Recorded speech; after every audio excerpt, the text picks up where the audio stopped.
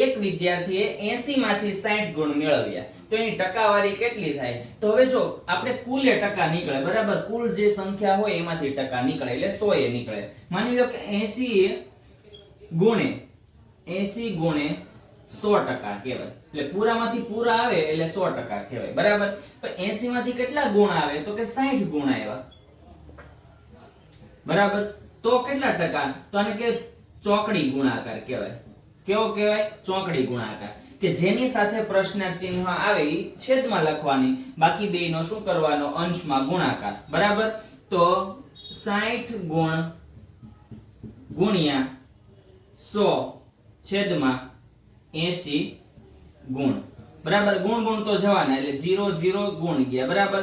હવે 4 દુને 8 ને અહીંયા કેટલા આવશે? 25 ચોક 100, 4 4 ગયા અને અહીંયા કેટલા આવશે? 3 દુ 6 એટલે 2 2 ગયા, બરાબર. તો કેટલા ટકા આવે? તો 25 તેરીને 75%. તો આ વિદ્યાર્થીએ 60 ગુણ મેળવીને કેટલા ટકા પ્રાપ્ત કરે છે? 75%.